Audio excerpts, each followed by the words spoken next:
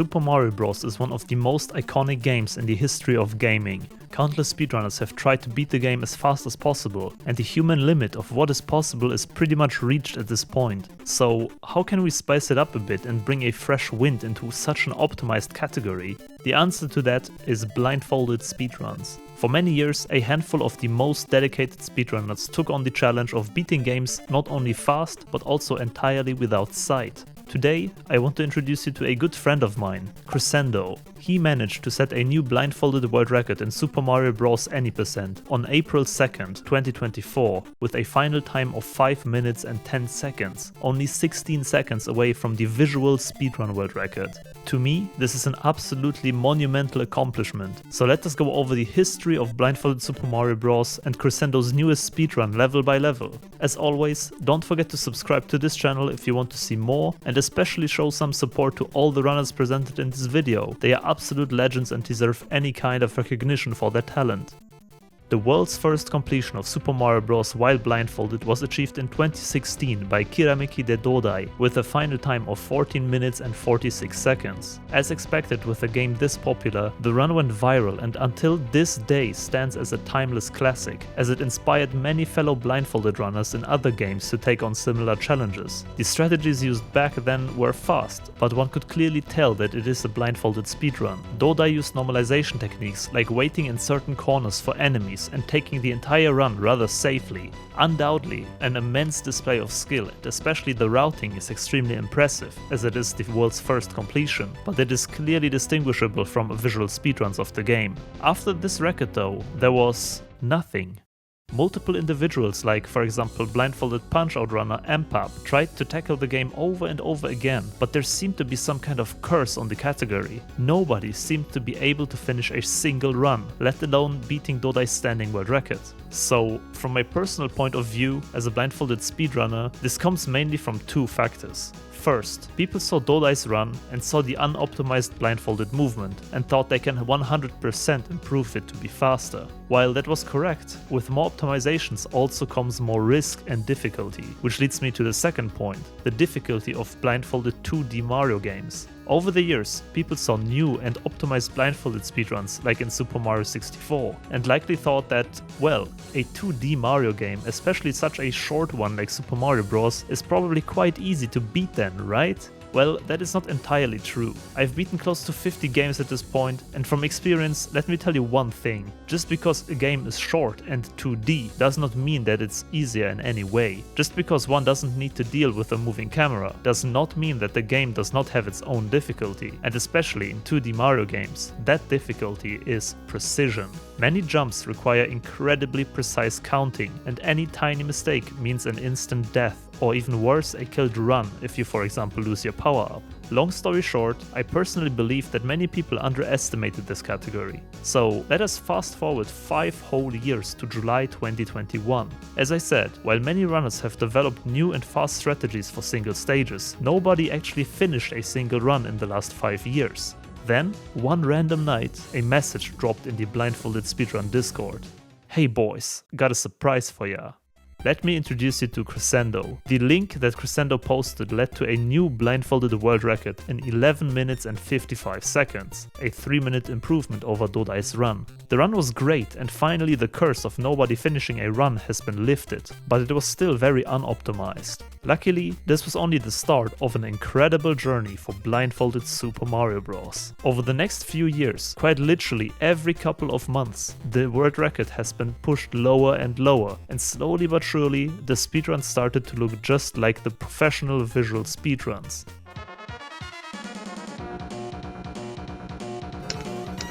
Yeah! Yeah! Yeah!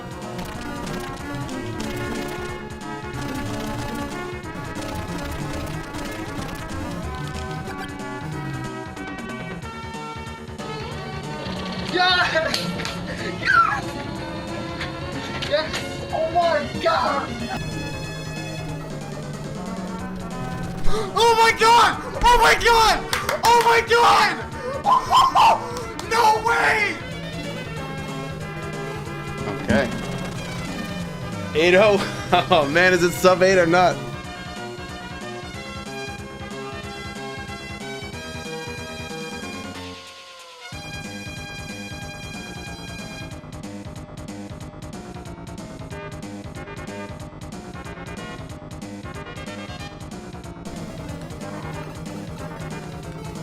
All right.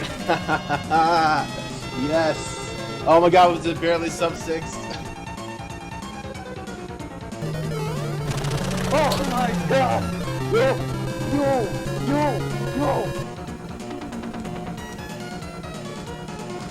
What, dude? What just happened?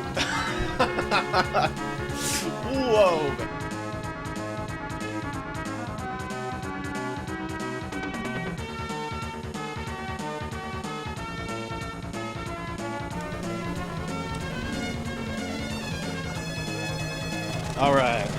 All right. In April 2024, Crescendo set the last and currently standing world record with a time of 5 minutes and 10 seconds, only 16 seconds behind the visual world record. Through relentless optimizations, friendly competition bringing in a lot of motivation with runners like Arias and Nivtsky, newer and riskier strategies, and most importantly, a ton of dedication, a time this low was made possible. But how exactly do the strategies look like today? Let us take a closer look at the run in detail. The run starts in 1-1, a stage where, frankly speaking, there is not too much going on. Crescendo performs the stage at full speed, meaning that Mario is never stopping, turning, or waiting a single time throughout the entire course. Sections like the underground can get really precise, but Crescendo has mastered this movement brilliantly. But how does he know when to jump to avoid obstacles, you might ask? Well, one of the most important things to know is that the answer to most questions about this blindfolded speedrun can be summarized in one single word: the holy grail of blindfolded speedrunning: beat counting. You see, besides his gaming hobby, Crescendo is actually a talented musician. He has a background in both speedrunning and music, and he is a drummer who has played for bands and shows in the past. Crescendo took a very interesting and unique approach with his grind of the blindfolded Super Mario Bros. Speedrun. The more optimizations he routed in, the more the entire run resembled an actual music piece that he had to simply perform and play without error. More simplified, what he actually does to time his movement is counting and binding certain inputs and actions to specific parts of the music, like for example jumping 2 beats after the intro of a tune is over. Like this, he can create sequences of counted music and inputs for each stage, allowing him to beat the game. Hitting all the correct notes and inputs throughout his performance of the speedrun would guarantee him a new record. This is the general principle throughout the entire run, but of course it makes things incredibly precise, especially when going at full speed. In 1-2, the underground stage, we can see a great example of how much precision these optimizations actually brought to the run. There are actually multiple strategies for this stage. Previously, Crescendo would pick up the fire flower in the beginning, then just get on top of the ceiling blocks, making this level pretty trivial. But with some really precisely counted jumps over the enemies, the pipes, and then the moving platforms, it is actually possible to beat the stage as Small Mario, skipping the power-ups on the way. Unfortunately, according to Crescendo, this also makes it his least favorite level, as the precision needed for the new strategy is so high that most runs die here and it's basically just a reset hell. In the world record run, he managed the stage perfectly though and took the warp pipe to the next stage, 4-1. The most difficult part in 4-1 is getting the mushroom power-up in the beginning. You need to perfectly time your jump first underneath the block, then reverse your momentum while hitting the block, and then reverse the momentum one more time. This can introduce lots of room for error, as switching the momentum mid-jump like this is extremely precise. Not only that, but the mushroom power-up animation is also awkward to account for, furthermore stopping the momentum of the beat count. And to make things worse, of course every frame of inputs that happens here at the mushroom part will affect the later parts of the stage as well in terms of position and timing. While the rest of the stage is pretty straightforward, Crescendo accidentally messes up the final staircase and loses a few precious seconds in his run. Funnily enough, it is actually very likely that you end the stage with a timer of 336 if you play perfect. Super Mario Bros. Has a mechanic that fireworks start to play if your timer ends on 1, 3 or 6. These fireworks do lose time, so you actually want to aim for either a 337 or delay on purpose a tiniest bit to get a 335. Next up is 4-2, one of the most interesting stages in my opinion. Right in the beginning, we encounter a crucial setup for a glitch later on. Crescendo jumps and ducks perfectly underneath a row of blocks, which pushes Mario the slightest bit to the right. This is important, as we need to scroll the screen further away from Mario in order to initiate a wrong warp later in the stage. Right after Crescendo manages to scroll the screen, he picks up the Fire Flower, which he now needs to carry throughout the entire run without getting damaged even once. With some really impressive movement, Crescendo then enters the third pipe in this level, which suddenly gets him into the warp area. This is the infamous wrong warp, and also the reason why the screen needed to be moved a tiny bit in the beginning. I will try to explain it in a very simple manner, so if you want more details on how this exactly works, check out Bismuth's video breaking down strategies of the visual speedrun. Long story short, because the screen is a tiny bit misplaced, the game thinks Mario is already past a certain loading zone, so when he enters the pipe, the game will not put him into the normal exit of the pipe, but rather to the warp zone. The rest from here on is standard beat counting, but the pipe at the end of the stage brings us right to the last world. It starts with 8-1, Crescendo's favorite stage in the run. The entire level is 100% rhythm and feels just like playing a song. There are a lot of enemies to dodge, but with the help of the fire power-up, Crescendo can now just schmooze through the level at full speed and actually manages to tie the in-game timer with the visual world record. It took a really long time to come up with this strategy for the stage, but now it is consistent, and according to Crescendo, actually a bit too easy now, as you can just lose your focus on pace since muscle memory in this stage can sometimes just take over. 8-2 on the other hand is a whole different beast, and one of the most difficult stages in the run. It is also yet another stage that took months of routing alone, as the strategies got exponentially more difficult over time. There are just so many enemies, flying Koopas, Lucky Twos, bullet bills, Goombas, literally everything you can think of. Especially avoiding the bullet bills needs a very specific routing to always jump on top of the spawners. In order to get to this level of precision though, this stage also introduces a new technique that Crescendo uses in the run. It is the timing of releasing and repressing the A button for specific portions of time in accord with the beats. This allows him to very precisely reduce his speed for certain jumps, which translates into setups like the bullet bill jumps. Interesting is also the second half of the stage, where Crescendo intentionally drops his speed at this pipe to perfectly manipulate the next enemies. It peaks with a tiny jump on the last Koopa to finish the stage in an extremely impressive in-game time of 340. This is actually a visual pro strategy called BBBB, and it has found its place in Blindfolded speedruns now.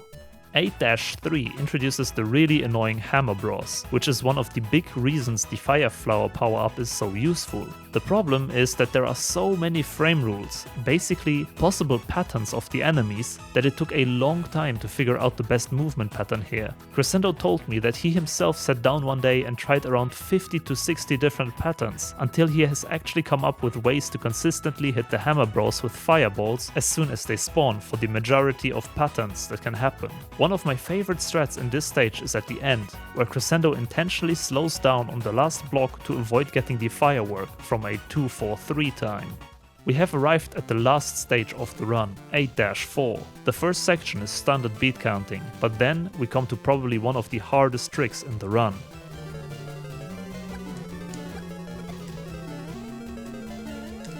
Okay. With perfect execution, Crescendo hits a blindfolded wall jump with only around 2 frames of leeway. It is definitely a trick I thought would be reserved for visual speedruns, but to see it in an actual run while blindfolded is astounding. Unfortunately, it is not even over yet in terms of difficulty. I present to you the water section.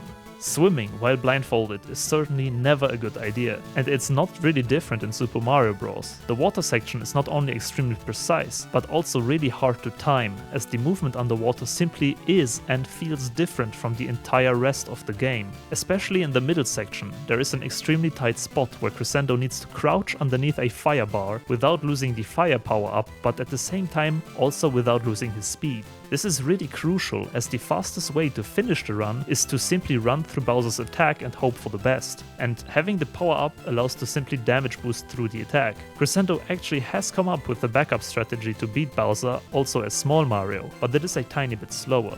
But there you have it, Super Mario Bros. Beaten in 5 minutes and 10 seconds, blindfolded. An absolutely monumental achievement that deserves the world's recognition in my opinion. With such an optimized record, what is there left to do though? Well, Crescendo's final goal is a time of 5.0x. The best possible time he can achieve with his current strategies is a 5 minute and 6 second time. If he can, for example, clean up small mistakes like the staircase in 4-1, he will reach his goal time and set his footprint even stronger in the forever a legend territory. Anything lower than that, let's say a blindfolded sub 5, which even saying out loud sounds absolutely ridiculous, would require an entire reroute, probably skipping the fire power up entirely or something along these lines. The most recent updates to the route all focused on World 8, with one more improvement to a single stage for each new world record. Maybe next we will see some updates in World 1 or 4 again. I don't know about you, but I'm extremely excited where all of this will go. Hell, it even made me interested in trying the game myself blindfolded.